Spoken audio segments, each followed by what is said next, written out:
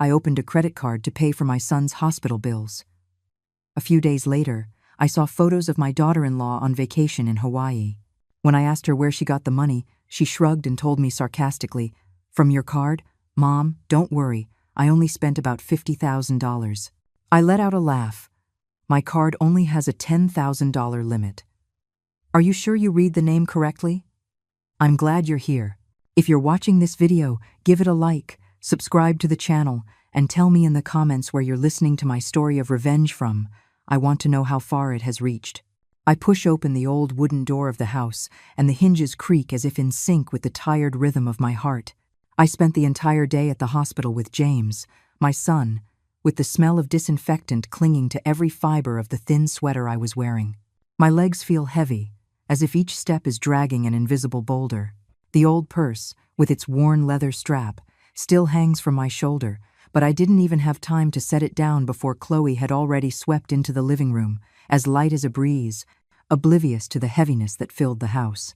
She, my daughter-in-law, was wearing a shiny Gucci silk dress, the kind I only dare to look at on billboards. Her face was meticulously made up, her lips a full, glossy red, her false eyelashes long and curled.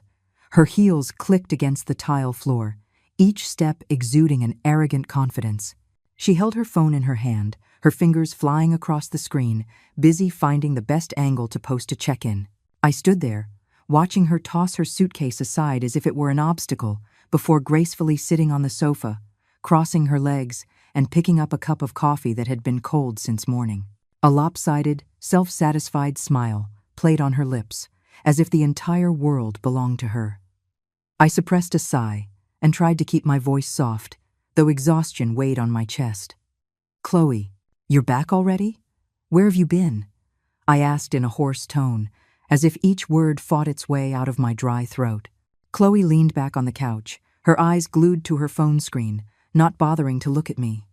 "Hawaii," she answered, her voice lazy, as if talking about a walk in the park. "It was incredible, Eleanor. Much nicer than that stuffy hospital where you spend all your time." Her words cut through me like a knife. Hawaii. While James and I were fighting through the darkest days of our lives, she was in Hawaii, enjoying the sun and the blue sea. I stood frozen, feeling the ground crumble beneath my feet. My throat tightened. A wave of bitterness rose in me. But before I could say anything else, Chloe held out a gold credit card to me, gleaming under the living room light like an expensive jewel. "Thanks to your card," she said, her tone a mix of indifference and pride. "Don't worry, I only spent a little, barely $100,000. $100,000. The number thundered in my head. I froze, my hands gripping the strap of my purse tightly. And like an uncontrollable reflex, I let out a harsh, bitter laugh that echoed in the quiet room. It wasn't a laugh of joy, but of disbelief, of the pain of betrayal. $100,000, I repeated, my voice trembling. "Chloe, that card only has a limit of $10,000. Did you even look at the name on the card?"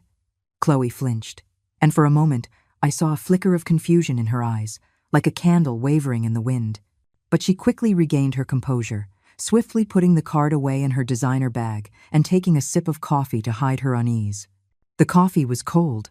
I knew that for a fact, because I had made it myself that morning before rushing to the hospital. Still, she feigned nonchalance, as if there was nothing to worry about. I sat down silently in the chair across from her. My legs were shaking, not from fatigue, but from the storm of emotions raging inside me. I took out my phone. My trembling fingers opened the banking app. With every tap on the screen, I felt my heart beat faster, as if trying to warn me of a truth I wasn't ready for. I'm going to show her the truth, I thought quietly, but deep down I was afraid that what I was about to discover would destroy what little trust I had left. The atmosphere in the room grew thick, heavy, as if the air had turned to lead. The only sound was the second hand of the wall clock ticking slowly, like a countdown before a bomb went off. Outside, from the quiet side street, came the faint sound of a car horn mixed with the wind seeping through the window. I was there, facing Chloe, the daughter-in-law I once loved like a daughter, but now I only saw an impossible abyss between us. Just a few days ago, my life was still calm, without luxuries, but full of love. James was always my pride, a noble, hard-working man, always smiling like the summer sun in Austin. But then, like an unexpected nightmare, everything changed in an instant. That day, I was in the kitchen, chopping onions for the chili he loved so much.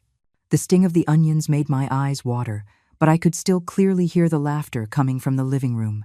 James was telling Chloe about a difficult client at his firm, his voice full of life, mixed with her soft laugh.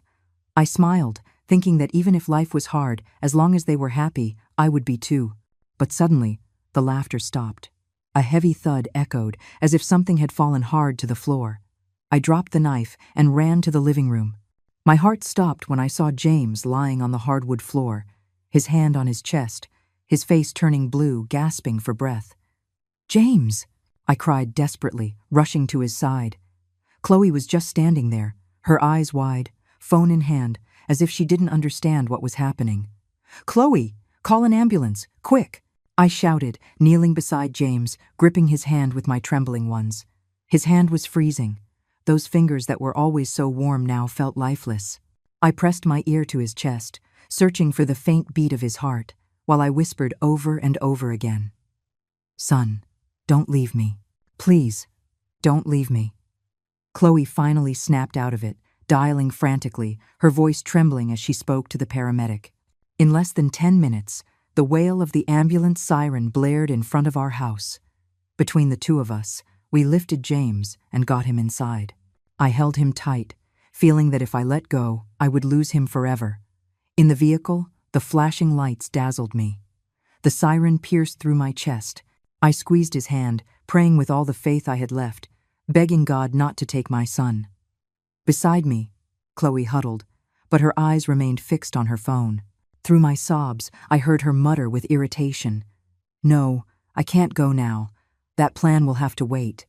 Don't you understand? My husband is—" Her voice trailed off, but I no longer cared. My entire focus was on James, clinging to every shallow breath he managed to take. The ambulance screeched to a halt in front of the entrance of the main county hospital. Nurses quickly wheeled James into the emergency room, and the glass door slammed shut in front of me. I stood there, helpless, watching the gurney disappear down the hall. A young doctor, his hair matted with sweat, rushed out and shouted, "Acute myocardial infarction. We need to operate immediately." Those words hit me like a sledgehammer. I stumbled and had to lean against the cold wall to keep from falling. Chloe collapsed onto the chairs in the hallway, tears streaming down her cheeks. But even as she cried, she didn't let go of her phone. She scrolled, typed nonstop, and occasionally got up to go to a corner and answer calls. I managed to hear her whisper, "Yes, I'll arrange it. No, I can't pass up this opportunity." I looked at her with a heavy heart. While her husband, my son, was fighting for his life, she was still focused on these opportunities, but I had no strength to question her. I just sat there, alone, facing an immense fear, as if the whole world was slowly slipping away from me. Many hours passed, each minute as long as a century. I remained in the waiting room chair, my hands clasped together, my nails digging into my skin. Every time the emergency room door opened, my heart stopped, hoping for good news. Finally, the doctor came out, his face serious, his mask hanging from his chin. He looked at me and said in a grave voice, "Ma'am, James's condition is very delicate. We need to operate now, but first, you must leave a deposit of $10,000 for the surgery and medications." I nodded immediately, without a second's hesitation. "Yes, I'll take care of it right now," I replied, though inside I had no idea how. My savings had run out long ago, but I couldn't let my son lie there without help. "Save my son, please," I whispered, my voice broken. The next morning, I rose with the first light, put on an old sweater, and went straight to the bank. The line was incredibly long, but I waited patiently, with a single thought in my mind: save James. The bank teller, with a nameplate that read, "Emily," looked at me with compassion. "Ma'am, are you sure you want to open a credit card with a $10,000 limit? The interest rate will be quite high," she said softly. I nodded without thinking. "I need it. Right now," I answered, feeling as if my son's life was in my hands. Emily guided me step by step, with such patience that I felt a small sense of relief amidst the storm. When she handed me the new card in a white envelope, I clutched it tightly, as if it were my last hope. "Thank you," I murmured, my eyes misty. Emily smiled and placed a hand on my shoulder. "Everything will be all right, Eleanor. May God bless your son." I returned to the hospital with a bit more calm. At the billing counter, I handed the card to the employee, my heart racing as she swiped it through the reader. A beep sounded, and she nodded. "Transaction approved, Eleanor." I let out a sigh, as if a huge weight had been lifted from my shoulders. At least now my son had a chance to live. I put the card in the deepest pocket of my purse, where I always keep the most important things. Entering the hospital room, I saw James dozing in the bed, with IV tubes hanging all over his body. His face was pale, his lips dry and chapped, but there was still that faint breath, a sign that my son was still fighting. I pulled a chair over and sat by the bed, gently squeezing his hand. "Mom's here, son," I whispered, though I knew he couldn't hear me. On the other side of the room, Chloe sat silently, but her eyes were glued to her phone screen, her fingers swiping endlessly. I looked at her, my heart tight. I wanted to ask what she was doing. I wanted to ask why she wasn't there, holding her husband's hand as I was, but I said nothing. I was afraid that if I opened my mouth, words full of bitterness would come out, and I didn't want to hurt James anymore. In the hallway, the hospital's PA system crackled to life, announcing another emergency. The sound of nurses' hurried footsteps, the voices of family members murmuring comfort, all mixed into a chaos that seemed to mirror the ruin of my soul. I stayed there, by my son's bedside, with a credit card in my purse and an uncertain future before me.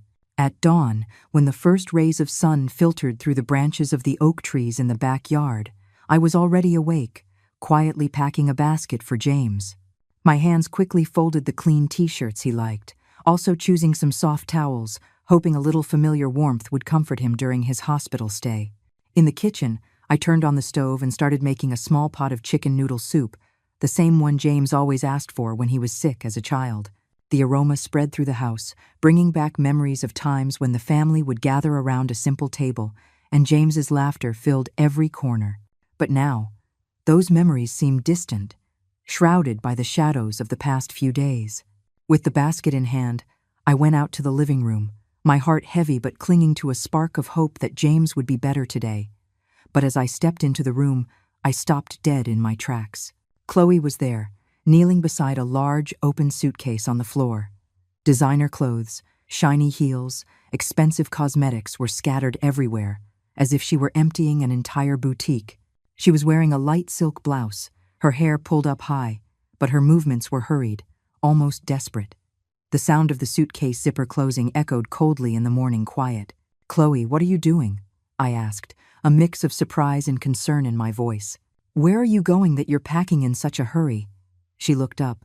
Her eyes flickered over me before she forced a smile. "The company has an urgent matter, Eleanor," she replied, trying to sound calm, though I detected a slight tremor in her voice. "I have to travel immediately. Don't worry, I'll make sure everything is taken care of." Her words made me hesitate. A business trip? Right now, when James is in the hospital? When the whole family is in anguish? I wanted to keep questioning, to press her on what she was hiding, but just then my phone buzzed insistently in my pocket. I pulled it out immediately. It was the hospital. A nurse's urgent voice came through the line. "Eleanor, can you bring Mr. James's personal belongings as soon as possible? We need to prepare him for this morning's checkup." I nodded, though she couldn't see me, and replied, "I'm on my way." I looked at Chloe, intending to say something more, but she had already turned away, continuing to stuff things into her suitcase as if my presence didn't matter. I had no choice but to set aside all my doubts, take the basket, and rush out of the house. Inside, a sense of unease began to creep in, as if something wasn't right, but I didn't have time to think about it. James was waiting for me. When I arrived at the hospital, the atmosphere was as suffocating as ever. The announcements over the loudspeaker, the squeak of gurneys rolling down the hall, and the anxious murmurs of patients' families all blended into one noise. I approached the counter, ready to hand the basket to the nurse, when a young employee with glasses looked at me with apologetic eyes. "Eleanor, there's an additional cost for James's surgery," she said in a soft but uncomfortable voice. Could you pay for it now? We need to complete the paperwork before starting the next procedure. I nodded, trying to remain calm, though my heart was already pounding.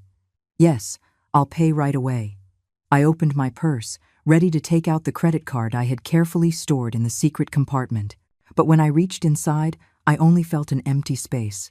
My heart skipped a beat. I rummaged through the purse, emptying everything onto the counter. Keys, old receipts, a few coins, but the card was gone. This can't be, I muttered, confused. I was sure I had put it away after the last payment, or did I leave it at home? I forced myself to calm down, thinking that perhaps I had left it on the kitchen table in my morning rush. I'll do an online transfer, I told the employee, my voice trembling. I took out my phone. My fingers swiped across the screen to open the banking app. But just then, a social media notification popped up, glowing on the screen.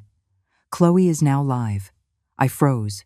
A moment of curiosity, or perhaps a bitter premonition, made me tap the notification. The image that appeared left me cold. Chloe, dressed in a striking red silk dress, was laughing joyfully at a luxurious table. In her hand, a cocktail glass sparkled in the sunlight, streaming through the window. In the background, a deep blue beach stretched out, the sound of waves mixing with lively Hawaiian music. She was hugging a man and an older woman, whom she called Dad and Mom, with a sweet voice and affectionate gestures as if they were a real family.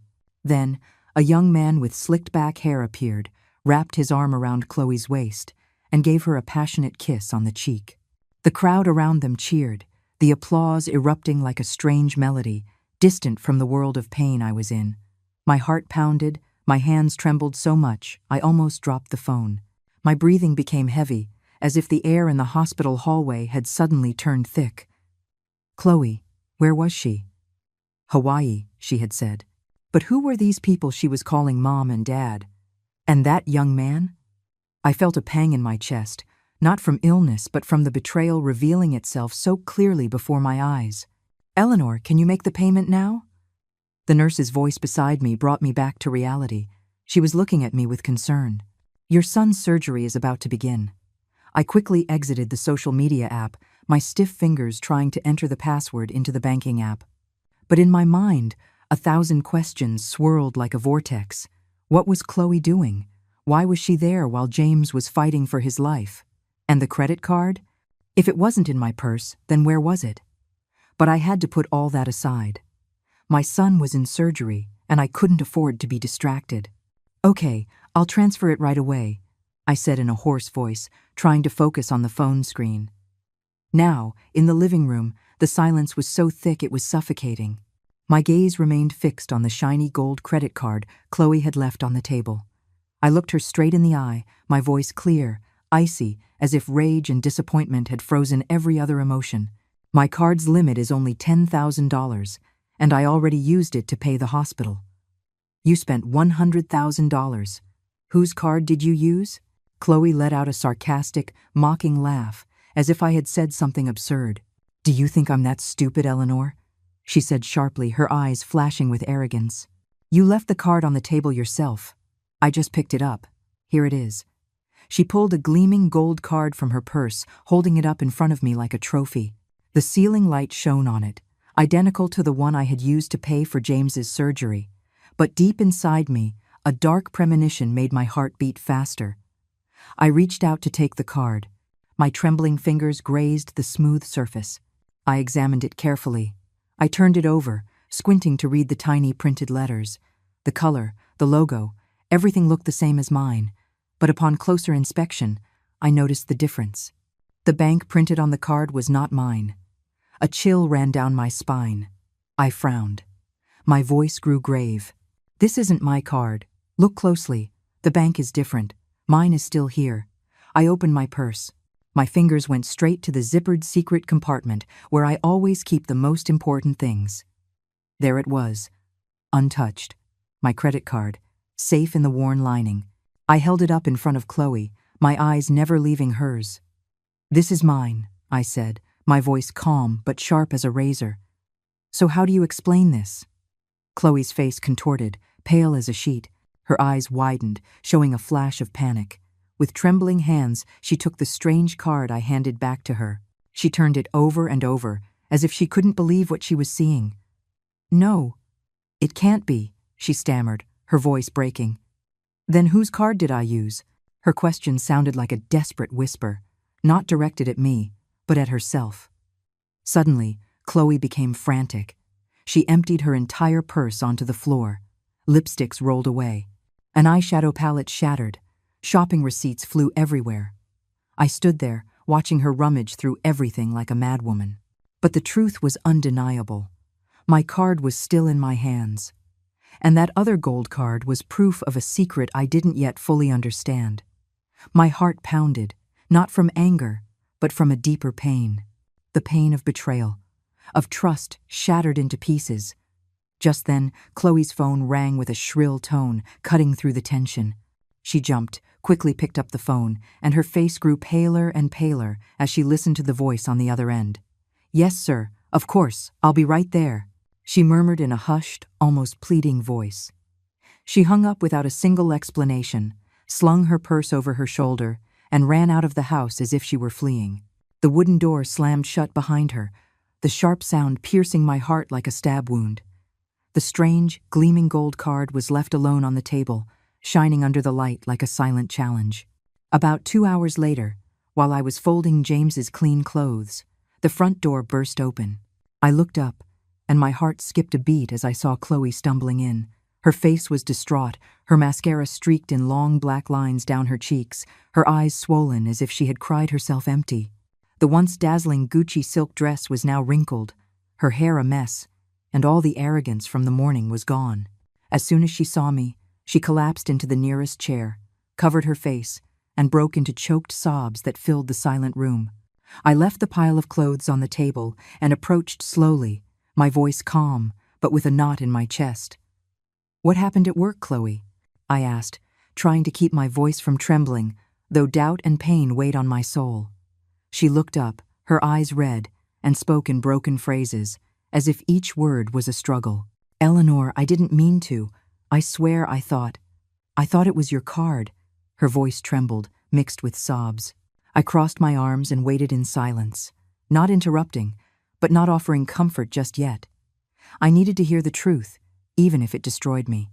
Chloe took a deep breath, trying to compose herself, but tears continued to stream down her face. She explained, her voice shaky, that on the day I left for the hospital, she had gone through my purse intending to steal my credit card to go on her trip. I wanted to escape this suffocating atmosphere," she said, looking at the floor as if ashamed of herself. But when she arrived at her office to pick up some papers, she saw a shiny gold card on the floor, identical to mine. She thought it was the one she had taken and dropped without realizing, so she picked it up and put it in her wallet. "I swear, Eleanor, I didn't know it was the company card," she said, almost pleading. "I thought it was yours, that's why. That's why I used it without thinking. 5-star hotels, parties, jewelry.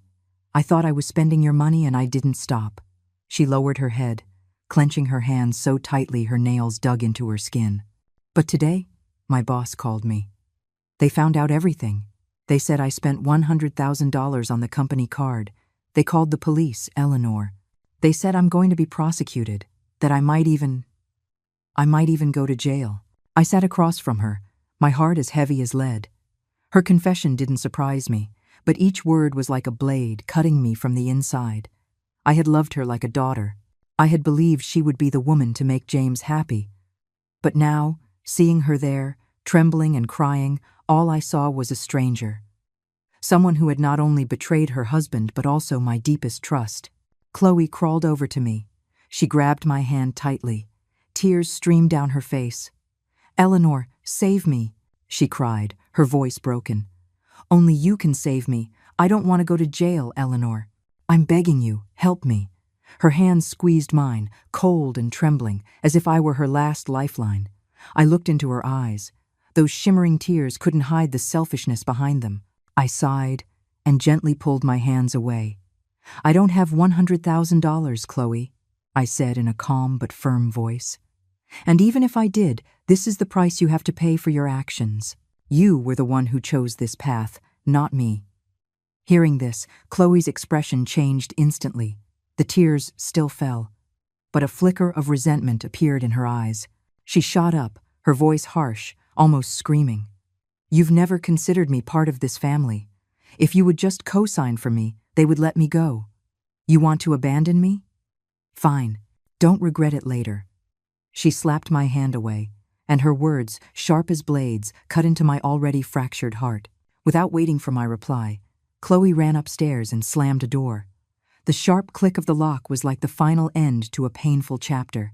I stood there, in silence, listening to her sobs drift down from the room, mixed with the constant call of the ice cream truck from Mrs. Peterson's route down the street. That everyday sound, once a part of this home's peace, now only filled me with sadness. It contrasted sharply with the hurricane that had just erupted, leaving me alone among the broken pieces of my family. The next morning, I got up early and packed a basket of food for James.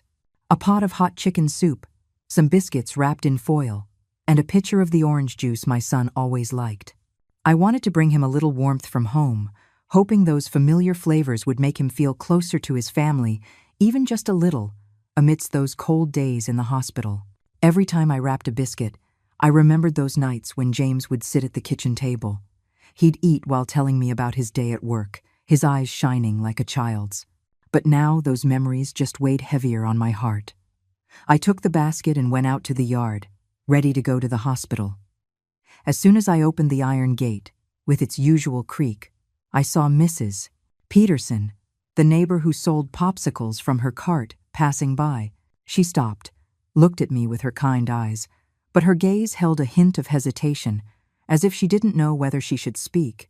"Eleanor," she said hesitantly, "there's something that's been bothering me, and I don't know if I should tell you." I stood still, feeling the basket grow heavier in my hands. "What is it, Mrs. Peterson?" I asked softly, although a bad feeling was already starting to grow inside me. I knew she wasn't one to gossip, so if she was speaking up, it had to be important. She lowered her voice, whispering as if afraid someone might hear. "Last week, I went to the mall to buy a few things. By chance, I saw your daughter-in-law, Chloe. She was with a young man, very elegant, with slicked-back hair and a watch that sparkled.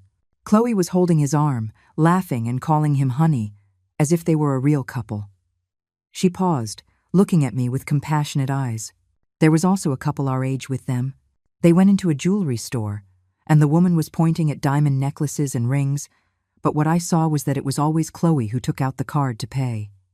Every word from Mrs. Peterson landed like a hammer blow to my chest.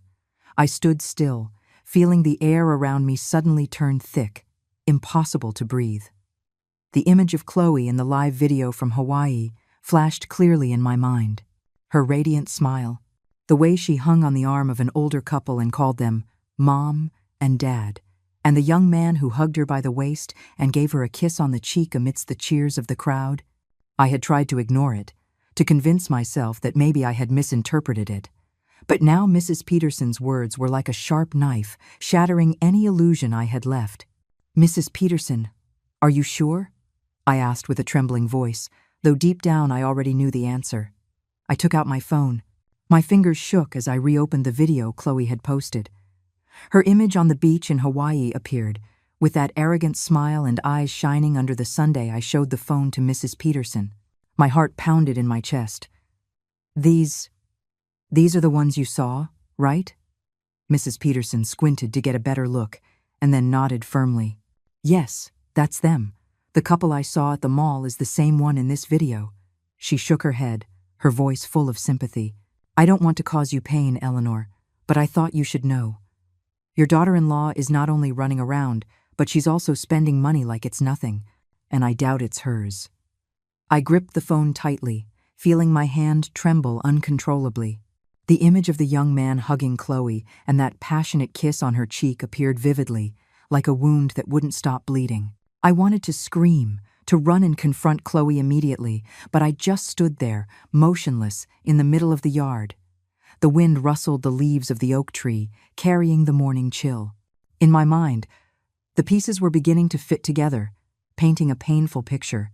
My daughter-in-law, whom I had considered a daughter, had not only abandoned James when my son was fighting for his life, but was also openly cheating on him, even supporting her lover's family. "Mrs. Peterson, thank you for telling me," I whispered in a hoarse voice.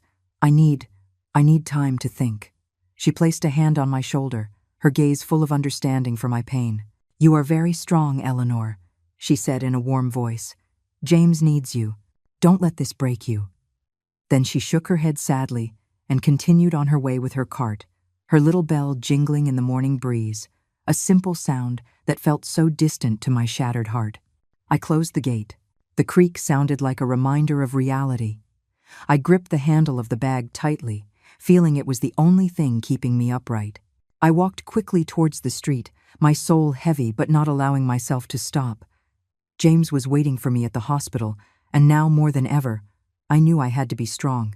Not just for me, but for my son, who had suffered too much without even knowing it. That afternoon, the golden sunlight filtered through the hospital window, illuminating the cold hallway where I was sitting. James had just fallen asleep. My son's face was still pale, but his breathing was more stable, a small sign that he was fighting his way back. I moved my chair into the hallway, looking for a quiet corner to rest, but my heart found no peace. The hospital noises, the PA system announcements, the wheels of gurneys on the floor, the whispers of families consoling each other, only stirred the whirlwind inside me more. Every sound was a reminder that I was standing on the thin line between hope and despair. I picked up my phone. I ran my fingers across the screen, not to kill time, but because a decision was burning inside me. I had to uncover the truth. What Mrs. Peterson told me, along with Chloe's video and that strange credit card, no longer allowed me to look the other way. I needed to know what Chloe was hiding and why she had betrayed James, betrayed this entire family. I opened Chloe's social media profile again, scrolling through the lavish photos she had posted from Hawaii. Those images, with the bright sun, sparkling cocktails, and her haughty smile, now only broke my heart. I scrolled down to where her tagged friends appeared, and an unfamiliar name jumped out at me: Julian Vance. The same young man who was hugging Chloe in the video, the one she called honey with that sweet, fake voice. I went to his profile, with doubt in my chest but also with the need to find answers. Julian Vance's profile looked like another world, ostentatious and distant. Photos showing off enormous mansions, luxury cars, expensive watches glittering on his wrist. He posed in front of extravagant settings with a smug smile, just like Chloe's. I scrolled through image after image, looking for any detail that could clarify everything, and then, in a panoramic photo of a house, I squinted and made out a small sign on the iron gate. The letters were barely legible, but clear enough to understand. Sunshine Road. The hills at Barton Creek.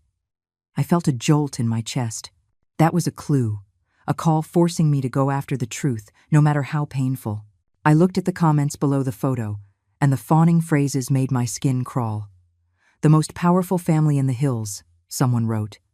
"A true heir," commented another, accompanied by a fire emoji. And among them all, there were Chloe's red hearts, indelible marks of her complicity. I gripped the phone tightly, as if the blood in my veins was beginning to boil. Chloe wasn't just cheating, she had also gotten involved in a world I didn't know, a world full of lies and appearances. I texted Rose, the young nurse I had met at the hospital, to ask her to watch James for a moment. "Eleanor, where are you going? James still needs you here," she replied with concern. I answered briefly, "I'll be back soon. Please, take care of my son." Then I quickly jotted down the address from the photo on a piece of paper, my hand shaking but my will firm. I couldn't just stand by. I couldn't let the doubts continue to consume me. I had to face the truth, even if it was cruel. I left the hospital and took a taxi waiting at the entrance. The driver, an elderly man with white hair, looked at me in the rearview mirror. "Where to, ma'am?" he asked in a gravelly voice. I handed him the paper and said, "Sunshine Road, the hills at Barton Creek." He nodded without another word and turned on an old country song. The sad melody filled the car. The lyrics pierced my heart. Even after all this time, the taste of love remains. I closed my eyes, holding back the tears that threatened to fall. That song, once a favorite of my husband and me, now only tore my soul apart more. The taxi stopped in front of an imposing mansion in the hills, identical to the one I had seen on Julian Vance's profile. Immaculate white walls, a black gate with iron ornaments, and a green garden that seemed otherworldly, distant and ostentatious, compared to my simple life.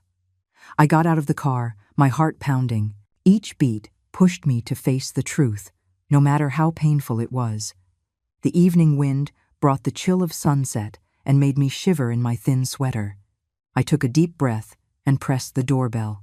Its long chime broke the silence, as if announcing that I had arrived in search of answers.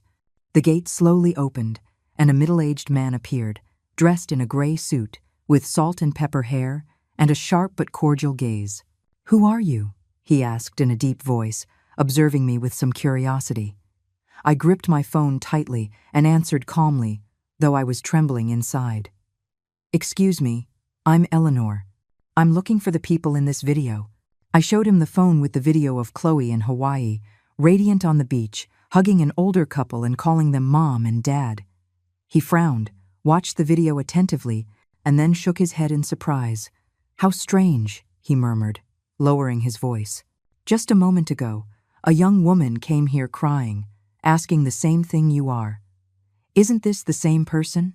He pointed to Chloe on the screen, whose haughty smile now stabbed me like a knife in the heart. I nodded, my throat dry. "Yes, that's her. My daughter-in-law, Chloe." My voice broke, but I tried to stay firm. "Please, I need to know who the people in that video are." He sighed and motioned for me to follow. "I'm Richard Wallace, the real owner of this house," he explained as he led me through the manicured garden to a spacious living room, adorned with paintings and elegant furniture. He invited me to sit, but I remained standing, phone in hand, my soul filled with anguish. Richard looked at me with some compassion. "The people in that video are not my family," he stated confidently. "They are just the caretakers I hired to look after the house when I travel for work." I stood frozen, feeling the floor move beneath my feet. "Caretakers?" I repeated in a trembling voice, unable to process it. Richard nodded and continued in a somber tone. "They've worked here for over a year. I left on a trip a month ago and put them in charge of everything. I never imagined they would dare to pose as the owners to deceive people. My mind went blank. The pieces in my head were starting to fit together, but each one was like a deeper cut in my heart. Julian, the older couple Chloe called parents, it had all been a sham. They weren't a rich family, not the influential people from the hills, as the comments on social media boasted. They were scammers who took advantage of Chloe's naivety, or rather her ambition, to get money from her. My throat went dry. I had to lean on the back of the chair to keep from falling. "So, where are they now?" I asked in a weak voice, as if clinging to one last hope of being able to confront them, to demand justice for James. Richard shook his head, his eyes filled with regret. "They quit suddenly yesterday, packed their things, and disappeared without a trace. I also found out the truth this morning, when your daughter-in-law came here making a scene. She was crying, saying they deceived her, took her money, and ran away." I stood there, paralyzed, feeling the whole world collapse beneath my feet. The wind blew in from the garden by the window, carrying dry leaves that fell onto the path. The rustling of the leaves seemed to mix with the sound of my heart breaking. Everything was clear. Julian and the supposed rich family were nothing but phonies. They had manipulated Chloe's foolishness and greed, getting her to spend hundreds of thousands of dollars with the company's credit card. And now they had fled, leaving Chloe alone to face the consequences. "Chloe came here?" I asked. My voice choked. Richard nodded and told me that Chloe had shown up at the gate that morning, her hair a mess, crying and screaming that she wanted to see Julian's family. She believed they were still here. She thought they would help her out of her problems with the company. But upon discovering the truth, she collapsed and left in tears and despair. I thanked Richard with a barely audible thread of a voice. I turned and left the mansion. Each step felt as heavy as if I were dragging a huge rock. The sunset painted the deserted road red, stretching my lonely shadow on the sidewalk. I knew that by now, Chloe had also discovered the true face of those she had trusted so much, but it was too late. She had dug her own grave. and I, no matter how much pain I felt, could not save her from her own mistakes. The next morning, sunbeams filtered through the hospital curtains, illuminating James's pale face as he slept soundly in the bed. I was by his side, holding his hand tightly, still trembling after so many days of anguish. When Dr. Herrera came out of the operating room, he took off his mask and smiled at me. I felt as if a world of weight had suddenly been lifted off me. "The surgery was very successful, Eleanor," he said in a calm voice. "He will recover soon. He just needs to rest and be kept under observation." I burst into tears streaming down my cheeks, not of pain, but of overwhelming relief. I hugged Rose, the nurse who was next to me, whispering my thanks as if she too were part of the miracle that had kept James with me. When James woke up, his eyes opened wide, looking at me with a bit of confusion.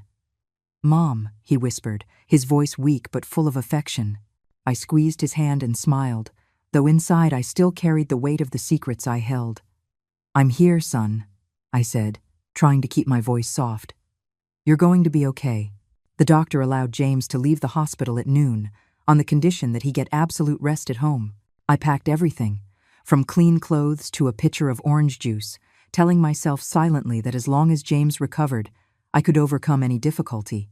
On the way home, sitting in our usual taxi, I looked at James, who was already sitting up straighter, though his face was still pale. He gazed out the window, his look distant, as if trying to reclaim life after brushing against death. I knew the time had come to tell him the truth, however painful it might be. I took a deep breath, gathered all my courage, and began to speak. "James, I need to tell you something," I said, my voice trembling, "about Chloe." He turned to me, a hint of surprise in his eyes. "About her? What's wrong, Mom?" His voice was weak but full of curiosity. I told him everything, from the strange credit card, the video in Hawaii, to Chloe's confession and what I discovered at Richard's mansion. I tried to stay calm, but every word that came out was like a knife I was stabbing myself with. I told him how Chloe had been unfaithful, had spent the company's money, and had fallen into the trap of scammers posing as a rich family. At first, James shook his head, his eyes full of doubt. "It can't be," he murmured, his voice cracking. "Chloe wouldn't do that to me." I saw his gaze waver, as if he were trying to hold on to the last spark of faith in the woman he loved. Silently, I took out my phone and played the fateful video. Chloe, radiant on the screen, embraced by a strange couple, and a young man kissing her cheek. I handed him the phone and felt my heart break when I saw James's face turn even paler than it was after the surgery. He closed his eyes, and a single tear rolled down his cheek, silent, like a farewell to the happy days that would never return. "Forgive me, Mom," James whispered, his voice choked. "I didn't see. I didn't know." I squeezed his hand, wanting to give him some strength. "It's not your fault," I said, my voice trembling. "I just want you to know the truth, so you can move on." But inside, the pain was tearing me apart. I had wanted to protect James from all suffering, and now I was the one delivering this blow. The taxi stopped in front of the house's gate, which was already open and creaking in the afternoon wind. I helped James get out, but as soon as we stepped into the yard, I saw Chloe sitting on the steps. Her hair was messy, her silk dress wrinkled, and her eyes were sunken as if she hadn't slept all night. She looked up, saw James, and immediately ran to him, falling to her knees in front of my son, grabbing his hands in desperation. "Honey, please save me," she sobbed, her voice broken by hiccups. "The company fired me. They're demanding I pay back the full $100,000. I'm about to face a lawsuit. I have nowhere to go." I took a step back, watching silently, my heart cold. James looked at Chloe, and in his eyes there was no longer love, only an icy resolve I had never seen in him. "Chloe," he said, his voice calm but sharp, "I'm sending the divorce papers tomorrow. I can't live with someone who betrayed and deceived both her mother-in-law and her husband." Chloe broke down in tears, hugging James's legs, pleading, "No, please, don't do it. I know I was wrong. I swear I'll change." But James just silently removed her hands, finger by finger, with the same coldness with which he was closing the door on the love he once had for her. He walked alone towards the house, his steps slow but firm, leaving Chloe on her knees, crying in the middle of the yard. I closed the heavy iron gate, and the creak of the hinges sounded as if it were sealing a dark chapter in our family's life. In the weeks after James announced the divorce, the small house where we lived was filled with a strange calm, as if the storm had passed. I spent most of my time by his side, taking care of him, cooking his favorite meals, and trying to bring some peace back to his wounded soul. On the morning of the trial, I woke up early, as dawn was just breaking. I prepared a white shirt for James, carefully smoothing every crease, as if by doing so I could preserve a bit of dignity for what was to come. James was sitting at the kitchen table, drinking coffee in silence, his gaze lost, submerged in memories I couldn't reach. "Mom, I'm fine," he said in a hoarse voice, but the faint smile on his lips couldn't hide the pain. I just nodded, took his hand, and together we left the house, knowing that day would change everything. At the courthouse, the atmosphere was heavy and suffocating. The long hallways lit by cold fluorescent lights made my skin crawl. James and I sat in the front row, in silence, waiting for the hearing to begin. When the door opened and a bailiff escorted Chloe in, I felt a knot in my chest. She was no longer the arrogant woman in Gucci dresses with a haughty smile. Her face was gaunt, her hair tangled, her dark circles deep as if she hadn't slept in days. Her eyes met ours for an instant, but she immediately looked down, unable to hold our gaze. The prosecutor stood up, his voice clear and firm, presenting the evidence against Chloe one by one. He showed the corporate card statements, the receipts for luxury purchases in Hawaii, from five-star hotels to expensive jewelry. He projected the video I had already seen countless times. Chloe smiling on the beach, embraced by the pair of scammers and the young man named Julian.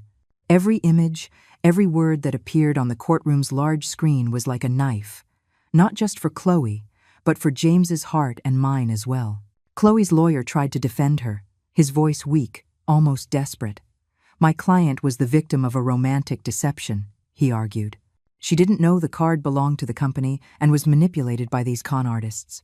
But those words faded into nothing. The prosecutor immediately refuted them, pointing out that Chloe took the card on purpose, used it without any restraint, and that her actions had not only broken the law, but also caused serious damage to the company. When the judge asked James if he wanted to say anything, my son stood up, his tall frame trembling slightly. He looked directly at Chloe, with eyes that held no trace of affection, only an icy firmness.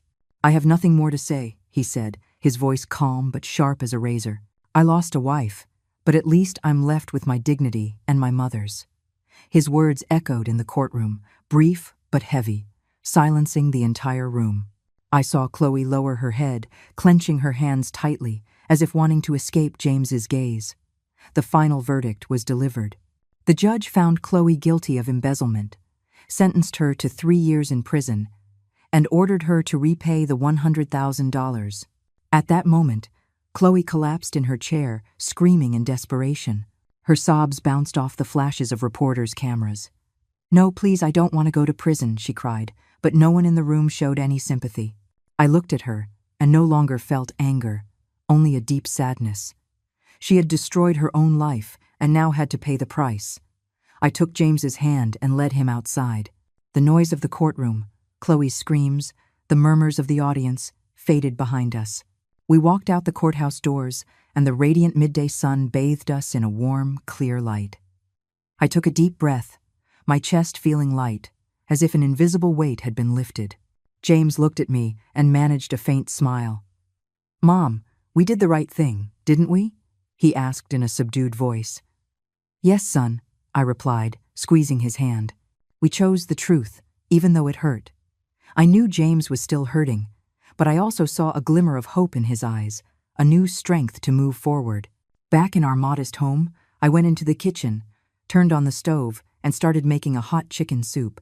The smell of sautéed onions, chicken, and vegetables spread, bringing back memories of the quiet days before the storm. James sat at the table, watching me in silence, with a softer look, as if he had reclaimed a part of himself. I placed the bowl of soup in front of him and smiled. "Eat, son," I said. "I made it just how you like it." The two of us ate together, in a strange but comforting peace. The sound of spoons against bowls, the wind rustling the leaves of the oak tree in the yard. Everything seemed to blend into a gentle melody that healed our wounds. I looked at James, then out at the yard, where the sun filtered through the branches, creating patterns of light and shadow on the ground. In that moment, I thought, sometimes, the one who destroys a family is the same person we once loved, but the truth, however cruel, always ends up giving us back our freedom. I put my hand on James's shoulder, feeling the warmth of my son. Although the road ahead would still be difficult, I knew we would get through it because we had each other. And in that small house, amid simple meals and old memories, I found a spark of light, the light of hope, of healing, and of a new beginning. From everything I've lived through, I want to leave a message for everyone. In life, the most painful wounds don't always come from strangers, but from those we trust and love the most. But the truth, however harsh, is the only remedy that frees us from the darkness of lies. Only by facing it can we regain our peace and freedom of soul. Therefore, never blindly trust appearances or sweet words. Learn to protect your boundaries and your dignity, because justice and truth, in the end, always bring back the light to move forward. The story you have just heard has had names and places changed to protect the identities of the people involved. We don't tell this to judge, but in the hope that someone will listen and stop to reflect. How many mothers are suffering in silence within their own homes? I really wonder, if you were in my shoes, what would you do? Would you choose to stay silent to keep the peace, or would you dare to face it all to reclaim your voice? I want to know your opinion, because every story is like a candle that can light someone else's path.